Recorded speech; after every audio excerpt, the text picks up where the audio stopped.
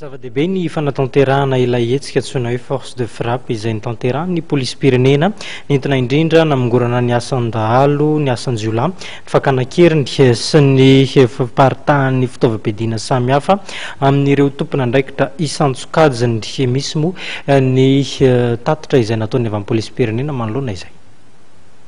Tambazotrana mpanao asa fakana-kerindrony raha avy amin'ny polisim-pirenena tafiditra indrindra ao anatin'ny hetsika force de frappe. Ny iray dia nitariha amin'ny papa sy mama izay fantatra fa polisy nahato tamin'ny asany, fantatra amin'ny anarana hoe Aris. Manazava amin'ny fomba fanaon'ity tambazotra ity ny lehibe ny sampana miady amin'ny Helikobevavy.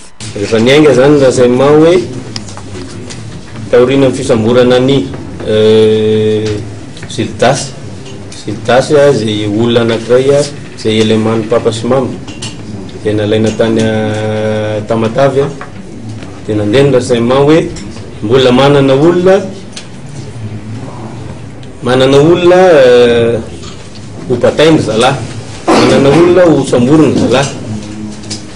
A partir d'izay nanaovana l'investigation dia fantatra fa hoe misy ho sinoa teo mitsite Mandrosesa ho tafihan'ny zalahy dia nanaovana ny fanarandia azy natao ny plan rehetrarehetra dia anjarany moa zany mijery hoe aiza ny plan mety afahana manao ny accrochage satria mba hialana amin'ilay bavira sy ny rehetrarehetra dia reny ny résultat reny ny arahantsika nalala reny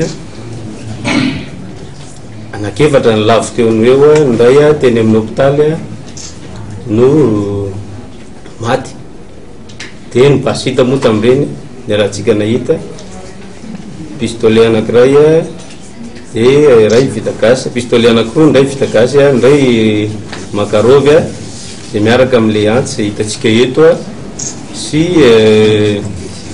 fitaovana maromaro baramine fanapotsohana trano. Dia ny taorinan'io dia nandeha ihany ny investigation hoe papa sy mama, misy certain papa sy mama no atodoha mikotroka an'ireo kidnapping na Tamatavy izay tsy mampilama ny Tamatavy ireo. Ny ao an-damosy ny papa sy mama izay mahatonga ny papa sy mama matanjaka zany dia misy an'ilay hoe Pimasy izay hitantsika eto amin'ilay sary eto ny fanafodiny io no manana kalan'oro zany dia io no resako fa anao an'ilay fakana-keriny zareo dia ho kalan'oro araka ny filazany zareo zany manao ny paikady rehetrarehetra. Ny tambazotra iray kosa dia nitarihan'ny Rasta nafantatra amin'ny anarana hoe tsy lavina izay manao asa fakana-keriny amin'ny alalan'ny fiarakodia angalarina. Rehefa nanao ny fanadiadiana zany zay amin'ireo le mode opératoire reo dia teto anivon'ny service central des affaires criminelles dia nanao an'ny opération antsoina hoe force de frappe. Io zany no anaran'le opération nataonay. Inona moa ny tanjona tamin'izay dia hoe fampihenana ny asan-jiolahy fandravana ireo resaka rarakidinapin ary eo ihany koa ny fanenjehana amin'ireo fiparitana fitaovam-piadiana. Nisy etapy anankiroa zany io le hoe mission opération force de frappe io. Dia ny voalohany le ao anatin'ny acte de banditisme ray manontolo.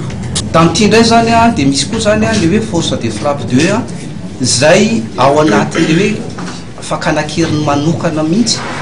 Dia amin'izao misy an'ny 2 groupes andian-jolahy anankiroa zany no rava amin'izao raha nanao jery lanja ny hetsika force de frappe nanomboka ny volana Jolay ka hatramin'ny volana Oktobra 2024 dia fantatra fa raha 120 no momba ny famonoan'olona ka namonjana olona 9, 20 kosa momba ny fanafiana amin'ny tapiadina, 3 ny raharaha fakana-keriny, 5 ireo jolahy maty ary basy kalashnikov 2, PA 2, revolver 1, PA vita tanana 1, grenade 2 ary bala 400 no sarin'ny polisim-pirenena.